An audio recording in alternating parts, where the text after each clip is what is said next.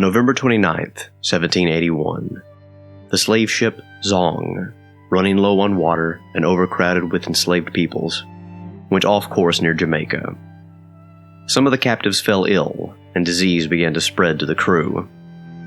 As the situation worsened, Captain Collingwood began to worry about the financial loss the ship's owners would take. If those enslaved aboard died of natural causes, then the owners of the ship would lose their investments.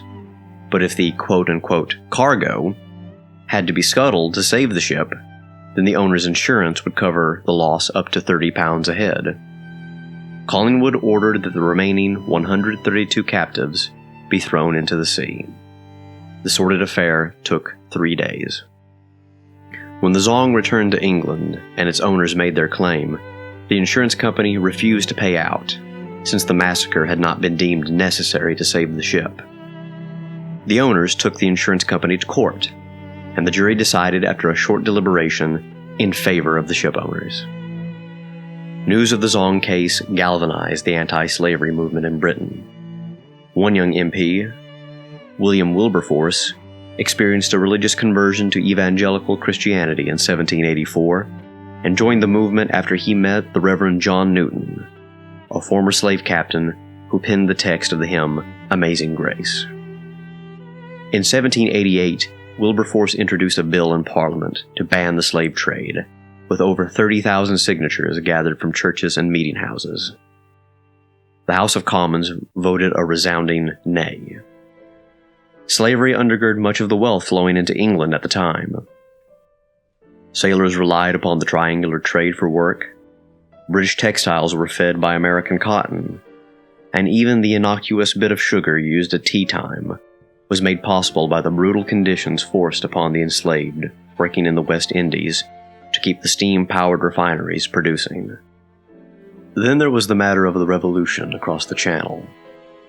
As the heads of French aristocrats began to roll, the nonconformists who made up the ranks of the abolitionist movement in Britain began to look more dangerous. This led Wilberforce to change tactics, and in 1807, while the war with Napoleon still raged on the high seas, his bill was reintroduced before Parliament 20 years after his first attempt. Only this time, the Slave Trade Act was presented as an anti-piracy bill. It passed. The Royal Navy, which had heretofore guaranteed the protection of slave ships in the Atlantic, now took on the role of policing the world's oceans, boarding vessels of all nations, and freeing captives kidnapped from Africa. One naval officer expressed his disgust of slavery in the West Indies in a letter to his family back home in England. This is wholesome regulation as far as it goes, but slavery, however it may be modified, is still slavery. No trace of it should be found in countries dependent on England or colonized by her subjects. Captain Francis Frank Austen may not be a household name, but his sister, Jane, was, and remains, one of the greatest novelists ever produced by the English-speaking world. In her 1813 novel, Pride and Prejudice, Jane Austen would explore the realities of the English marriage market, how the daughters of the middling class, unable to inherit wealth of their own, had to find husbands with an income or face the prospect of abject poverty.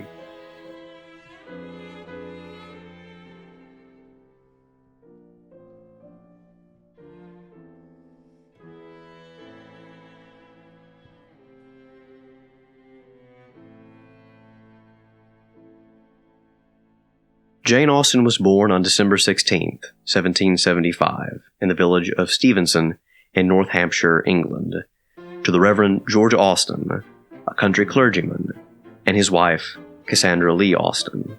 Jane was the seventh of 8 children, and her family had connections to the class of landowners known as the gentry. 6 of her siblings were boys, and she had a very close relationship to her only sister, Cassandra, who sketched the only extant likeness of the author from her lifetime. She was also close to her 2 brothers in the Royal Navy, Francis and Charles, who began their careers when they were 12. As her brothers sailed, their famous sister would follow their whereabouts by the use of charts and maps, and they corresponded regularly. Austen also had the benefit of being born into a family of novel readers, who often read aloud to one another. In 1802, she received an offer of marriage from a man named Harris Bigwither. Austen accepted initially, but after sleeping on it, returned the next morning with no as her answer. Her niece, Caroline, reflected on the incident years later. To be sure, she should not have said yes overnight, but I've always respected her for the courage in canceling that yes. The next morning, all worldly advantages would have been to her, and she was of an age to know this quite well. My aunts had very small fortunes, and on their father's death, they and their mother would be, as they were aware, but poorly off.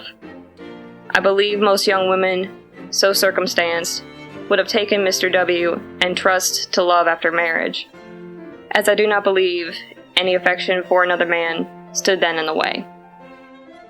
When her father did die in 1805, the Austen sisters and their mother did face lean years, mostly supported by her brothers, until finally settling in Chawton, near the estate of her brother Edward Knight, who had been named the heir of a wealthy couple without a child of their own years earlier. Over the course of her lifetime, Austen wrote 6 novels: Sense and Sensibility, Pride and Prejudice, Mansfield Park, Emma, Northanger Abbey, and Persuasion, the last 2 published posthumously. Though they were meant to be anonymous, Austen's authorship was an open secret. Despite her current reputation as a writer of romance, in her own day, she would have used the term novel to describe her works and differentiate them from romances. In the early 19th century, there was a distinction between the romance and the novel, although the latter did grow out of the former. The term romantic, with its connotation of medieval romance, was defined by Samuel Johnson in his dictionary of 1755 as resembling the tales or romances, wild, improbable, false, fanciful, full of wild scenery. Exactly the type of fiction so mercilessly parodied by Cervantes in Don Quixote. The novel, with its connotation of the new, used present-day settings and more realism in developing plot and character. Samuel Richardson's novel, Pamela, in which a housemaid refuses the advances of her employer, only to marry him at the end after her virtue has been displayed, was a known influence on Austen. Another pioneering novel, Henry Fielding's Tom Jones, a comic picaresque, was another likely influence, although Austen's family preferred to emphasize the influence of Richardson's morality play over the biting satire of Fielding. Preferring the form of the novel, Austen was critical of the romance. Pictures of perfection make me sick and wicked. Though the fall of the Bastille in 1789 marked the beginning of the Romantic Age, Austen's sensibilities placed her within the tradition of poets and novelists of England's earlier Augustan age, so named because the dominant artist preferred to use classical models for comedy and drama. Most prose works published in the 18th century were histories of England, religious sermons, and travel writings. One of Austen's favorites was Thomas Clarkson's 1808 history of the abolition of the slave trade. The period of English history that Austen wrote in is known as the Regency. King George III, after suffering a mental breakdown, was deemed unfit to preside over the functions of state, and as a result, his son, the future George IV, became the Prince Regent, filling the role of monarch from 1811 to 1820, while his father still lived. The Prince Regent himself was a fan of Austen's, the first to buy her first novel, Sense and Sensibility, and he even requested the novel Emma be dedicated to him, as it duly was. Jane died in 1817, at the age of 41. Her early death was lamented by many fans, including the poet and novelist Sir Walter Scott, who wrote, "That young lady had a talent for describing the involvements and feelings and characters of ordinary life, which is to me the most wonderful I ever met with. The big bow-wow strain I can do myself like any now going, but the exquisite touch which renders ordinary commonplace things and characters interesting from the truth of the description and the sentiment is denied to me.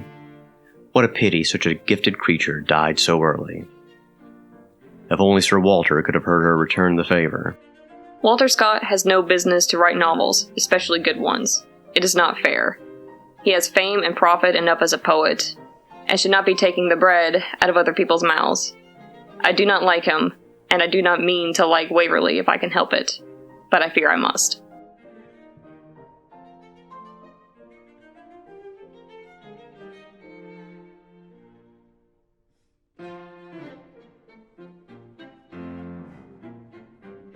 It is a truth universally acknowledged that a single man in possession of a good fortune must be in want of a wife. However little known the feelings or views of such a man may be on his first entering a neighborhood, this truth is so well fixed in the minds of the surrounding families that he is considered the rightful property of some one or other of their daughters. The novel's witty heroine, Elizabeth Bennet, is the second eldest of 5 daughters.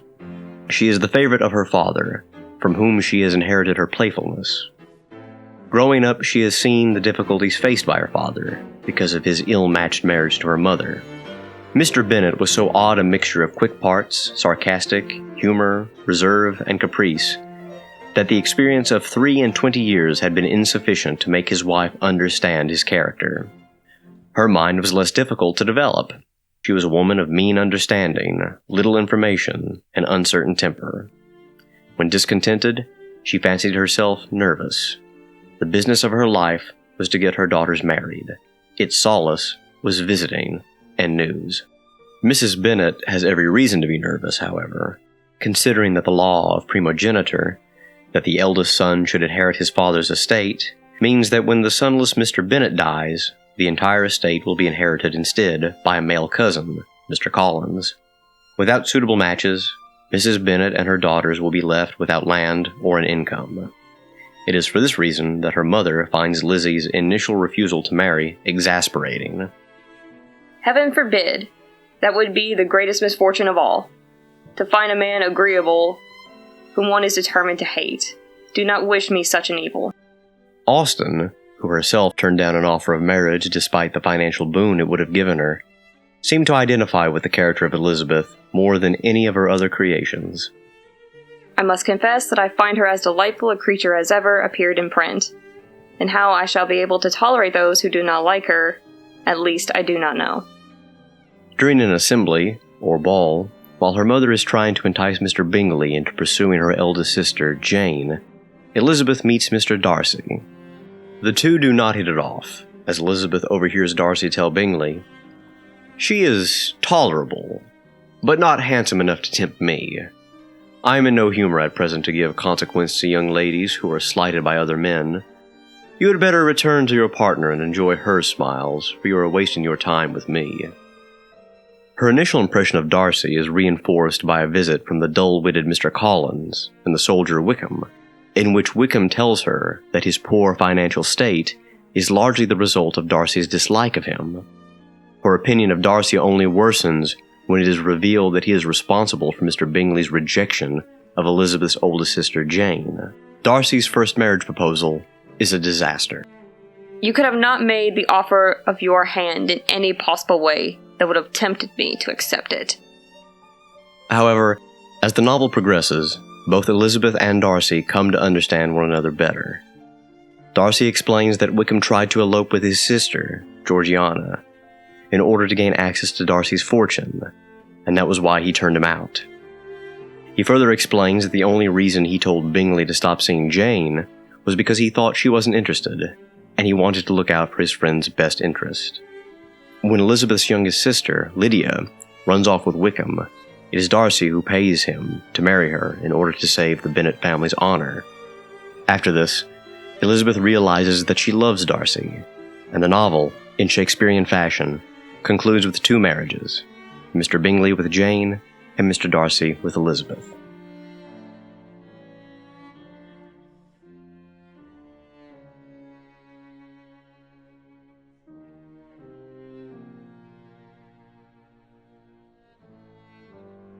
In December of 1943, while visiting the Allied soldiers stationed in North Africa, Winston Churchill, fatigued from the demands of wartime leadership and bedridden with pneumonia, asked his daughter Sarah to read a novel to him. The novel he chose was Pride and Prejudice. Quote, Sarah read it to me beautifully from the foot of the bed. I had always thought it would be better than its rival. What calm lives they had, those people. No worries about the French Revolution or the crashing struggle of the Napoleonic Wars. Only manners controlling natural passions so far as they could, together with cultured explanations of any mischances. The irony of this assessment, which we may chalk up to the Prime Minister's pneumonia, is that for most of Austen's adult life, the United Kingdom remained in a state of war with France that would have looked eerily familiar to Churchill and his contemporaries. Initially, the French Revolution was welcomed by many Britons, who thought their constitutional monarchy should be the envy of the world. The poet William Wordsworth marched in the streets of Paris and later recalled, "Bliss was it in that dawn to be alive, but to be young was very heaven." For abolitionists, social reformers, and advocates of women's rights, the fall of the Bastille represented a turning point in history. Coterminous with the revolution in France was the early stirrings of the women's movement, spearheaded by writers like Mary Wollstonecraft, the mother of Mary Shelley, whose 1792 tract, The Vindication of the Rights of Women, compared the institution of marriage to the institution of slavery. However, after the Reign of Terror began, public opinion turned against the idea of revolution. During the rise of Napoleon, the Tory government under William Pitt the Younger, a personal friend of William Wilberforce, organized the national war effort. This explains the presence of the militia throughout most of Pride and Prejudice. Unlike the regular army, which was billeted in fixed locations, the militia was mobile, and members were stationed outside of their localities. Given the English suspicion of standing armies, many became discontented with the arrangement. And in Pride and Prejudice, the militia can be seen as a destabilizing force, such as when the opportunistic social climber Wickham uses the glamour of his position to elope with Lizzie's youngest sister Lydia. There was also a government crackdown on sedition. Radicals like Thomas Paine, who authored The Rights of Man as a defense of the revolution against conservatives, were forced to flee the country. There was, in fact, much widespread anxiety regarding a possible invasion from the dictator across the Channel, and special fortifications were built along the coastlines of Great Britain and Ireland, most famously the Martello Towers, which feature in the opening of James Joyce's Ulysses. Austen was not insulated from the realities of war either. After a list of casualties suffered by the Duke of Wellington's forces fighting in Spain was made public, she wrote to her sister Cassandra, "How horrible is it to have so many people killed, and what a blessing that one cares for none of them." The most well-known and outspoken critic of the Revolution was the Irish-born Whig MP, Edmund Burke. Burke had opposed the Revolution even before the Reign of Terror, and in his 1790 Reflections on the Revolution in France, he defended his opposition and upheld a respect for tradition. "You see, sir, that in this enlightened age, I am bold enough to confess that we are generally men of untaught feelings, that, instead of casting away all our old prejudices, we cherish them to a very considerable degree, and, to take more shame to ourselves, we cherish them because they are prejudices. And the longer they have lasted, and the more generally they have prevailed, the more we cherish them. We are afraid to put men to live and trade each on his own private stock of reason, because we suspect that the stock in each man is small, and that the individuals would do better to avail themselves of the general bank and capital of nations and of ages." For Burke, the monarchy, Parliament, the Anglican Church, and the aristocracy were all institutions that were legitimate because they were ancient. For Burke, the genius of the English Constitution was that it allowed for reform, unlike an absolute monarchy, and it kept order, unlike revolutionary anarchy. Austen, herself from a pseudo-gentry family with Tory leanings, dramatizes the forces of revolution and reaction in the characters of Elizabeth and Mr. Darcy. Throughout the novel, Elizabeth treats the social conventions of her day with irreverence. "I hope I never ridicule what is wise and good. Follies and nonsense, whims and inconsistencies, do not divert me, I own, and I laugh at them whenever I can." Darcy, by contrast, is presented initially as a haughty aristocrat. When sport is made over the vulgar relations of the Bennet girls, Mr. Bingley defends them. "If they had uncles enough to fill all of Cheapside," cried Bingley, "it would not make them one jot less agreeable." "But it must very materially lessen their chances of marrying men of any consideration in the world," replied Darcy. "His name signifies Norman descent, and the vast estate of Pemberley might suggest to the 19th century reader an identification with a member of the recently displaced Ancien Regime. Their marriage is a compromise between the two extremes, as the characters help reform one another for the better. Darcy is drawn to Elizabeth's cleverness and her unconventionality, and Elizabeth is drawn to Darcy's noblesse oblige. Early in the novel, the two have a brief exchange regarding poetry, in which Darcy invokes Shakespeare's Twelfth Night. "I have been used to consider poetry as the food of love," Elizabeth counters. Of a fine, stout, healthy love it may. Everything nourishes what is strong already. But if it be only a slight, thin sort of inclination, I am convinced that one good sonnet will starve it entirely away.